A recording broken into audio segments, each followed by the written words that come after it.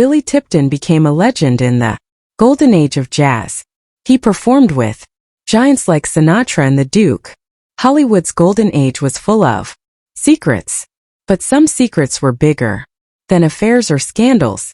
Some celebrities were living completely different lives than anyone imagined. They performed on stages, appeared in major films, and even influenced Supreme Court cases. The public saw exactly what they wanted them to see. But when these stars died, the truth finally came out, and it changed everything people thought they knew about identity, fame, and what was possible back then. Billy Tipton. Billy Tipton was born as Dorothy Lucille Tipton on December 29, 1914 in Oklahoma City. But the person the world came to know was a jazz musician named Billy, a man who built an entire life and career in music while hiding a truth that would only be revealed after death.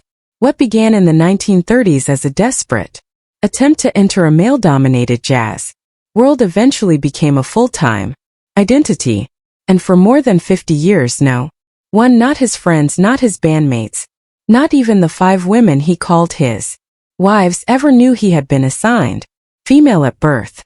It started quietly in Kansas City around 1933. Dorothy, still in high school and already known as Tippy, had fallen in love with jazz. But when she was barred from joining the school's all-male band, she took matters into her own hands. She started dressing as a man just to play music in public. In the desperate years of the Great Depression, female jazz players weren't getting hired, so she began binding her chest, lowering her voice, copying the look and walk of male performers. By 1940, she was living full-time as Billy Tipton, playing in small dance bands that traveled the Midwest. She gave up doctors altogether, afraid even a checkup might ruin everything. That decision would come back to haunt her. Billy's talent grew fast. During the 1940s, he toured through the Pacific Northwest with George Meyer's band, performing at clubs and dance halls across the region. He played hits like Flying Home and If I Knew Then, and even shared stages with stars like the Ink Spots and Billy Stein.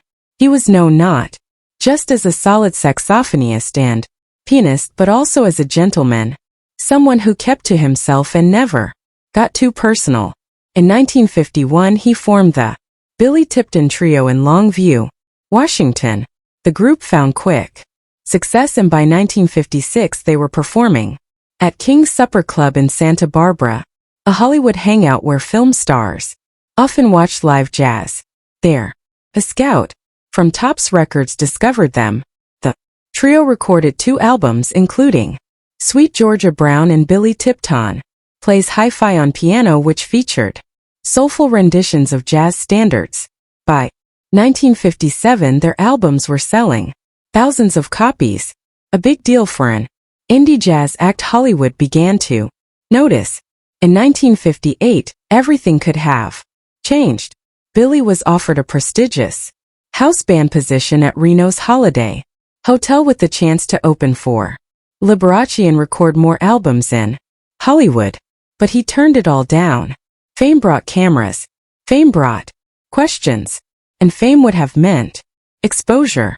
Instead, he stayed in Spokane, Washington, working as a club performer and later as a talent booker.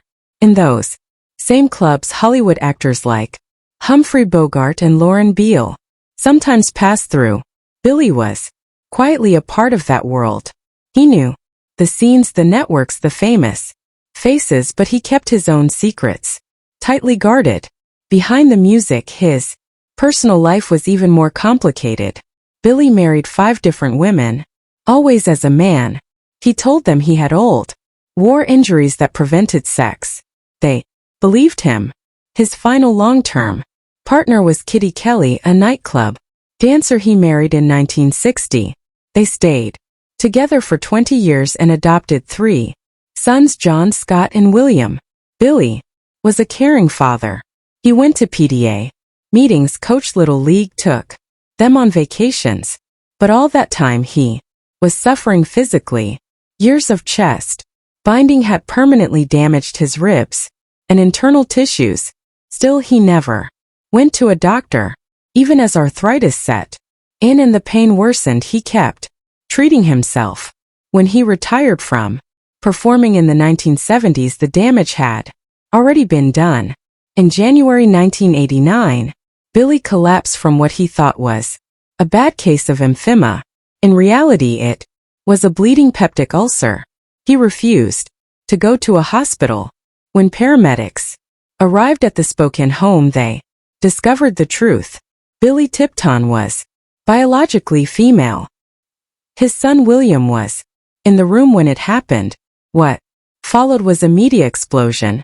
The National Enquirer and Star plastered headlines like he was a she, and news programs turned his life into a tabloid circus. Talk shows invited Kitty and the sons to speak. Some sons felt betrayed, some confused, some defended him. Legal battles erupted over his estate. 2 different wills named only William Jr. as heir, but the court divided the $35,000 equally. The money barely mattered compared to the shock. Wilmer Little Axe Broadnax. Wilmer Broadnax was born on December 28, 1916 in Houston, Texas. He was small in size, only about 5't tall, but his voice was anything but small. He had a high, powerful tenor that could make crowds stop and listen, and that voice would take him from local church groups all the way to Hollywood movie soundtracks. People called him Little Axe to match his brother William, who was taller and went by Big Axe.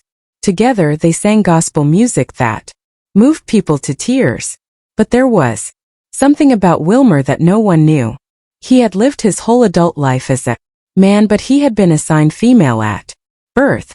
No one ever guessed it, not even the people he worked with closely for years.